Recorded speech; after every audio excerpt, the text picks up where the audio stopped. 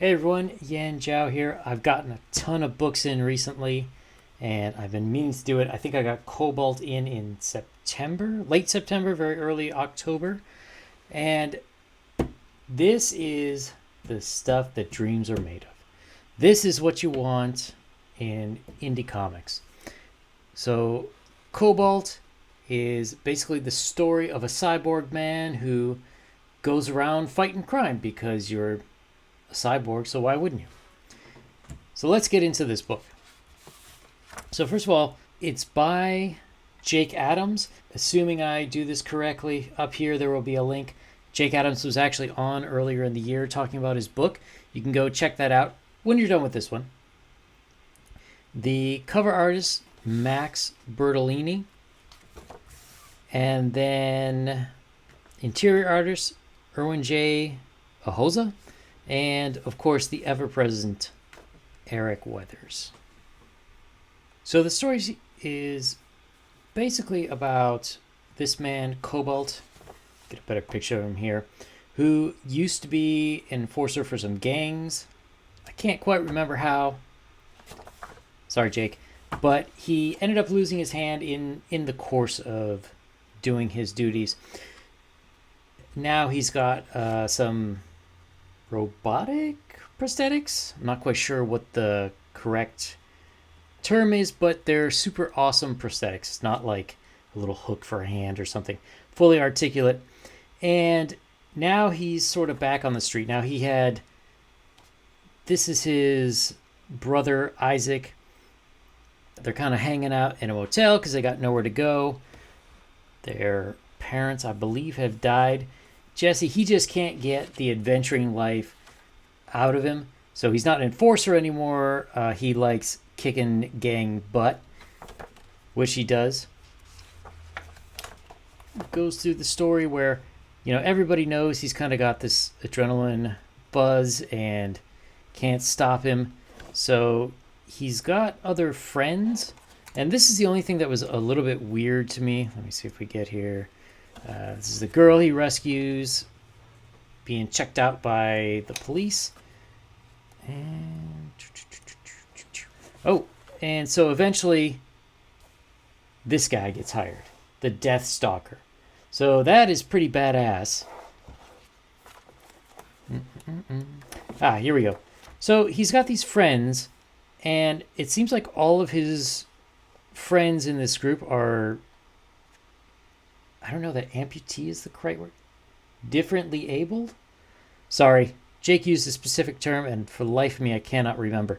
But that's the only part I thought was a little bit weird, is that, you'd think you'd have like one guy with a missing leg, one with an arm, maybe one with a prosthetic eye.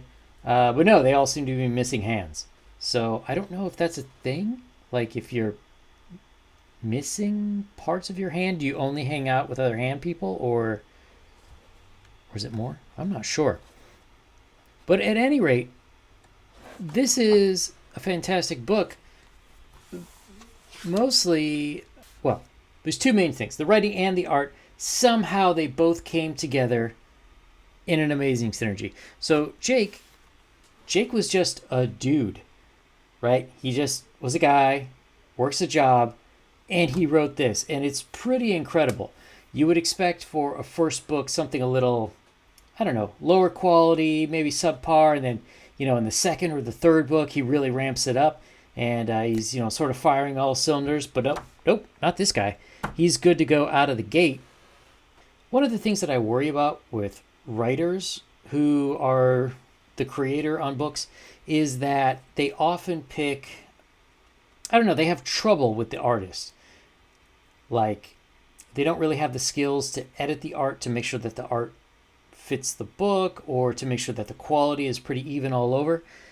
But Erwin Arroza, man, this guy is great.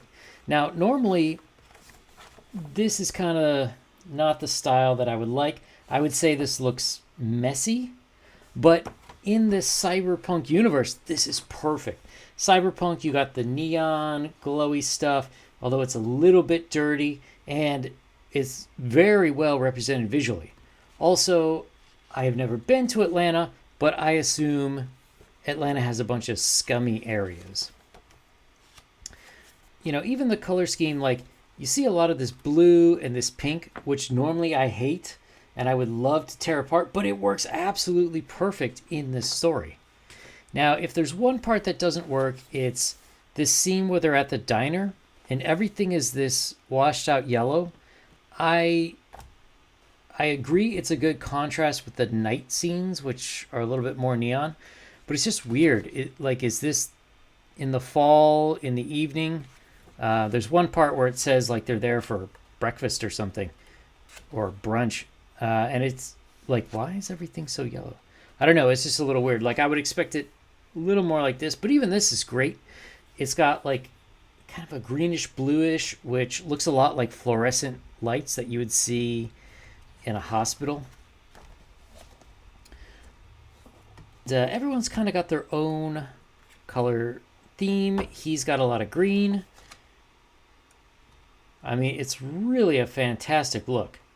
Even if you contrast it with the add-on at the end, which, you know, the art is nice. There's nothing wrong with it.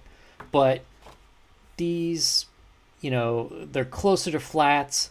They just don't do the world justice. Like, I don't even know what you call this style. But it is fantastic. So currently, there is a campaign for Cobalt 2. So it looks like my camera has frozen for some reason. But Cobalt, there is currently an active campaign for Cobalt number 2. It's definitely a good buy.